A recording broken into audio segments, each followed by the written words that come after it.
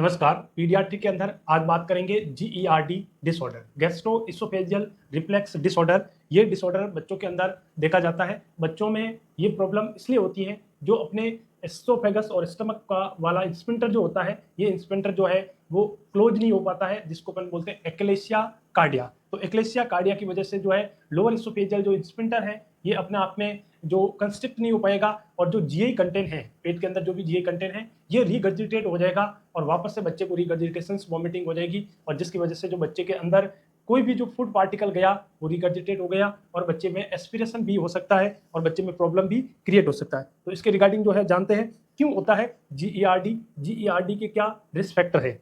तो बड़ा पहला रिस्क फैक्टर है बच्चे में ओबेसिटी ज़्यादा होने की वजह से। बच्चा यदि मोटा है, ओबेसिटी है, इस वजह से लोअर इसोफेजियल जो स्फिंक्टर है वो कम काम करेंगे और ये प्रॉब्लम बच्चों में देखी जा सकती है। दूसरी जो बड़ी बात है वो है इसोफेजियल अट्रेसिया। जब बच्चे का इसोफेगस जब बना था, मैन्युफैक्चरिंग हुआ था, उस वक्त जो है किसी तरह का अट्रेसिया जो है, अब नॉर्मल जो कनेक्शंस हैं या फिर जो लोअर इसोफेजियल स्फिंक्टर है वो प्रॉपर जो है अपना एनाटॉमिकल और फिजियोलॉजिकल वर्क नहीं कर पा रहे हैं, क्योंकि किसी प्रकार का इसोफेगस के अंदर अट्रेसिया हो गया है।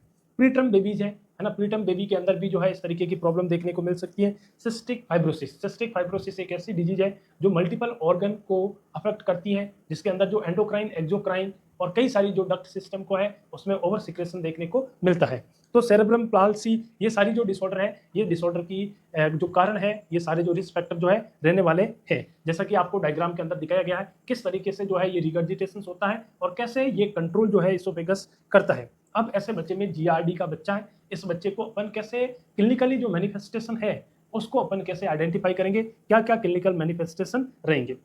तो सबसे पहले बच्चे को जब भी अपन फीड करवाएंगे बच्चे में रीगर्जिटेशन रहेगा, यानी कि बच्चा जो भी अपन ने फीड करवाया है ये बच्चे ने वॉमिट जैसा उसको कर दिया, बार बार उसका रीगर्जिटेशन होगा। नॉट गेन वेट, और बच्चे का वॉमिटिंग जब होगा तो बच्चे का वेट गेन नहीं होगा, तो बच्चे का जो वेट अप्रोप्रिएट होना चाहिए था उसके अकॉर्डिंग बच्चे का जो ग्रोथ और वेट जो है वो नहीं हो पा रहा है। तो ये प्रॉब्लम जो है देखने को मिलती है। बच्चे का हार्ट बर्न रहेगा, बच्चे की सीने में जो है वो जलन रहेगी, और बच्चे के उल्टी जो बच्चा करेगा उस उल्टी के अंदर जो है ब्लड प्रेजेंट हो सकता है, जिसको बोलते हैं हेमेट एमेसिस। तो हेमेट एमेसिस जो है वो देखने को मिल सकता है। साथ ही बच्चे को निगलने में कठिनाई हो सकती है और निगलते वक्त जो है वो दर्द हो सकता है। डिस्फेजिया, इनकी डिफिकल्टी इन स्वलोविंग, निगलने में दिक्कत, और ओडेंटो डिस्फेजिया, इनकी पेनफुल स्वलोविंग, जब स्वलोविंग करेगा तो उसको जो है पेन रहेगा। तो ये बच्चे के अंदर जो है वो देखने को मिलता है, और भी कई सारी प्रॉब्लम जो है वो हमें देखने को मिलेगी। तो कई बार जो बच्चे में जो स्फिंक्टर की प्रॉब्लम होने की वजह से बच्चे की बैक के अंदर, बच्चे की जो बैक है उस बैक के अंदर एक आर्च पड़ जाएगा, और जिसको अपन स्पाज्मोडिक, इनकी बच्चे की मसल्स, जो बैक की मसल्स है, नेक की जो मसल्स है, और ये सारी मसल्स क्या हो जाएगी, स्पाज्मोडिक हो जाएगी, और बच्चे का जो बैक का कर्व है ये कर्व जो है वो चेंज हो जाएगा। तो इसको अपन बोलते हैं सैंडी फायर सिंड्रोम। तो सैंडी फायर सिंड्रोम के अंदर बच्चे में एक आर्च पड़ जाएगा, क्योंकि स्पाज्मोडिक चेंजेबल हो गया है, और ये चेंजेबल इसलिए हो रहा है क्योंकि बच्चे के अंदर जो है वो जीआरडी की प्रॉब्लम है। तो जब सीवियर जीआरडी की प्रॉब्लम होगी तो बच्चे में सैंडी फायर जो सिंड्रोम है वो हमें देखने को मिलेगा। अब इसका अपन जांच करना है तो इसका गोल्ड स्टैंडर्ड डायग्नोसिस करेंगे। तो अपन डायग्नोसिस के अंदर उस बच्चे का 24 आवर्स पीएच रिकॉर्डिंग करेंगे। बच्चे के अंदर जो भी रिगर्जिटेशन हो रहा है तो उस रिगर्जिटेशन में देखेंगे, यदि पेट के अंदर जो है वो एसिडिक एनवायरनमेंट होता है तो अपन जो भी रिगर्जिटेशन कंटेन हुआ है उसका अपन लिटमस पेपर से 24 घंटे उसका मॉनिटरिंग करेंगे। उस मॉनिटरिंग के दौरान यदि हमें लाल लिटमस पत्थर जो है, नीले से लाल जो है लिटमस पत्थर चेंज हो रहा है, इसका मतलब एसिड है, और एसिड जो बता रहा है बच्चे के अंदर जो है जीआरडी की प्रॉब्लम है।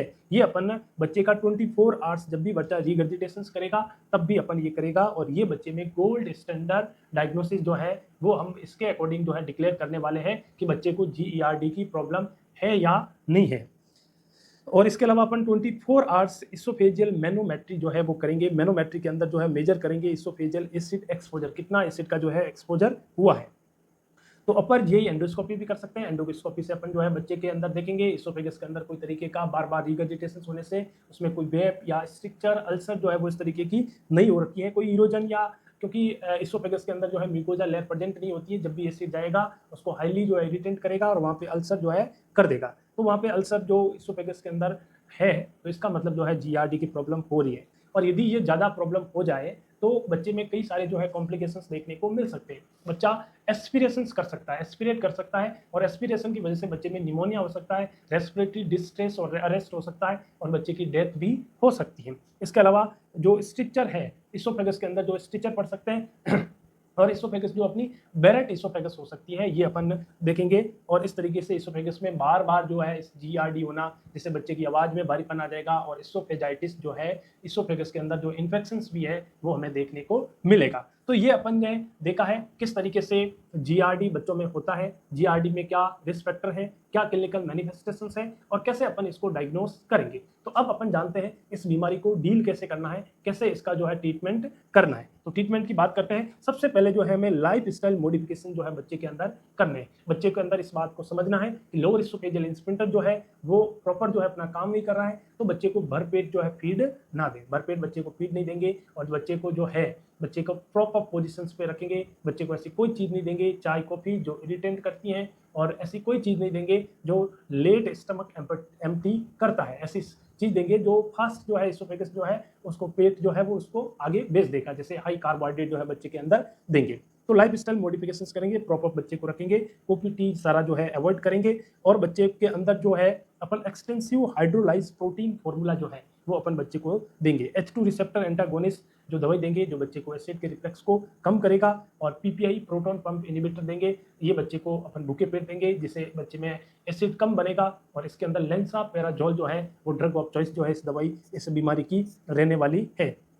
दवाई से यदि ठीक नहीं हुआ तो लास्ट अपने पास ऑप्शन है सर्जरी करेंगे। सर्जरी के अंदर जो है वो अपन इस इसोफेगस के चारों ओर जो है वो एक तरीके का फंडोप एप्लीकेशंस कर देंगे, जिसको बोलते हैं निजल्स फंडोप एप्लीकेशंस, जो इसोफेजियल को क्या कर देगा, इस वाले इसको टाइट कर देगा। तो ये अपन ने बात जानी है कैसे जीआरडी बीमारी करते हैं। तो और बहुत इंपॉर्टेंट एग्जाम पर्पज से ये क्वेश्चंस है, और हर एग्जाम के अंदर जो है ये क्वेश्चन से पूछा हुआ है।